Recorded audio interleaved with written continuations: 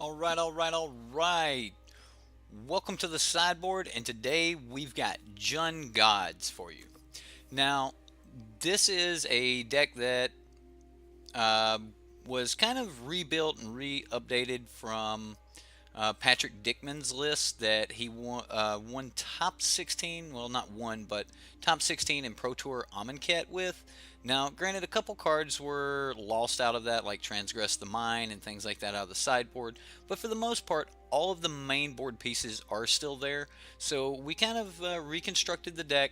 This is a Hazoret deck, but it's not a Hazoret deck. In secret, it's actually a Heart of Kiran deck. And let's go ahead and take a look at the deck itself. Also, if you do like the content and you like the deck, please subscribe and give the video a thumbs up, and we'll get right into the deck here. So this is an energy deck. It is an energy build, and we'll start with the land base here. We've got 4 Aether Hubs. We've got 4 Blooming Marsh, 4 Forest, 3 Mountain, 3 Rootbound Crag, a Sheltered Thicket, and 2 Swamps. Now, in play testing, the land base was absolutely perfect. We were able to play things exactly when we wanted to, and everything went really good for us in testing. So the land base, I'm really happy with where it's at. Again, we didn't really have to change much, as not a lot was lost from Patrick Dickman's original land base, so we didn't have to do a lot of work there, and land base is really simple. Let's go ahead and get into the spells. Now, we do have 4 Attune with Aether to go with our 22 lands, so that gives us, kind of 24 lands altogether. 2 Blossoming Defense for a little bit of protection against for our creatures against the opponent, and then a Singleton Abrade, 3 Unlicensed Disintegration. This card was really, really good. Again, we are a Heart of Kiran deck. And then that's it for the spells, other than Harness Lightning as our last piece of removal. So we do have 7 pieces of removal here, and then just in Harness Lightning and Unlicensed Disintegration, 8. Yeah, we got to count a braid. So we have 8 pieces of removal, and then the deck itself is mainly about the 2 drops. We have Scrapheap Scrounger for a recursive threat. We all know that works really good with Heart of Kiran. Voltaic Brawler. Voltaic Brawler is really good at against Whirler Virtuoso and other things that make a lot of 1 toughness creatures that would block. The early Trample is just really, really good. I know we haven't seen a lot of tokens builds, but the early Trample is really good against those tokens builds and things like that. So that's been really good for us. And then Long Tusk Cub here. Long Tusk Cub, just one of the best 2 drops you can run in energy right now, and especially if you have the opportunity to turn 1 Attune, then your Long Tusk Cub is automatically on turn 3 really, really good. But more times than not, we'll turn 2 a Heart of Kiran, and then turn 3 we can Attune and then Long Tusk Cub, or we can Long Tusk Cub and leave up a Blossoming Defense if we were able to attune on 1, which will allow us to pump the cub instantly to crew the heart, which is really good for us. Now, that's the 2 drops. Let's move on into the gods part of this deck. Now, I know that when we run gods like Hazoret, we really don't want to have a lot of high-end cards like Bristling Hydra and Glorybringer, but more times than not, Hazoret will actually just be our activation for Heart of Kiran or for Rhonas.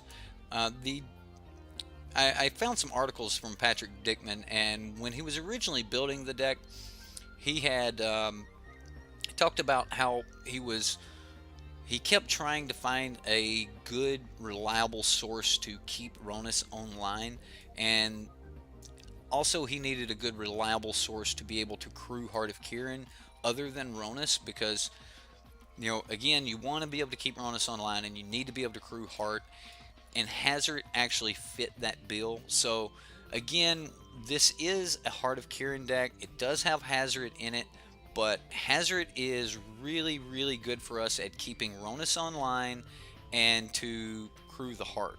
So again, there's going to be a lot of times where we just cannot swing with the Hazoret, but if all goes well, we'll be able to crew the Heart or swing in with one of our Rhonases. Now, Bristling Hydra, just absolutely great card. We did need another good four powered body in for the Rhonas, and then we have Glorybringer to round out the curve here in our 5 drops. Let's take a look at the sideboard. The sideboard is a little bit sketchy. I kind of like where we've went with it, but originally we had a Dispossess in the board, but we did lose that as we add an additional Abrade. Now, there may be some call to bring back Dispossess to deal with like Godpharaoh's Gift or something like that, but we haven't used that here.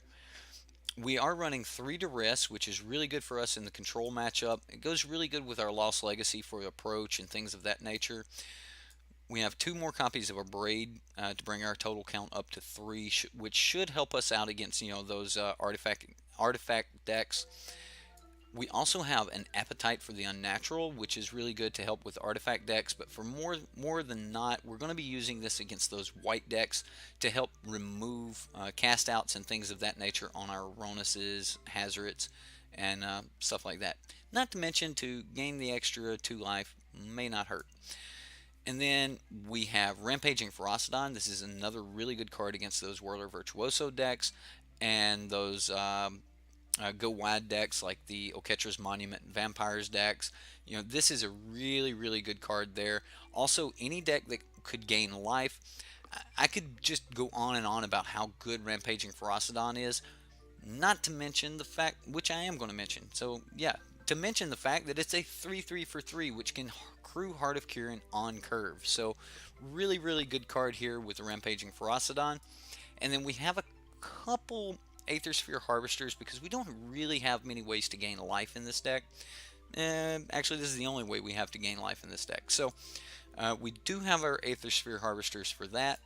Also, another thing that can be crewed by Hazoret or any of the other creatures in our deck.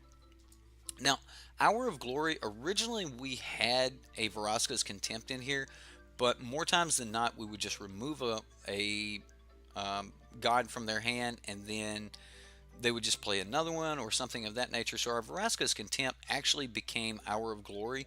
We normally don't have to worry about Planeswalkers very much, considering we can use things like Unlicensed Disintegration to burn a creature and then deal the 3 damage to the Planeswalker. And then we have a singleton copy of our Chandra Torch of Defiance. Now, Chandra's good with Heart of Kiran and things of that nature, but where Chandra's an all-star here is just allowing us to keep getting cards without actually putting cards in our hand. So her +1 is just really, really good. And those times that you are swinging with a Hazoret, if you do end up with a Chandra on the board, at that point you're pretty much winning. Chandra is also just another good piece of removal that we can use. Which brings us into our honorary Glorybringer here and our last vehicle in the deck, and this is Sky Sovereign Consul Flagship. Now, this is a kind of like Glorybringer that doesn't have to exert. At one point, we actually had 2 of these main board, and we did switch to Glorybringer because more times than not, when we did hit those situations where we top decked it, all we were able to do was just burn something for 3, and we wasn't able to actually swing in. So Glorybringer did become the better card there, and that's the deck. I hope you all enjoy. I hope everyone has a very happy Thanksgiving. Thank you for joining us, and we'll see you in the league.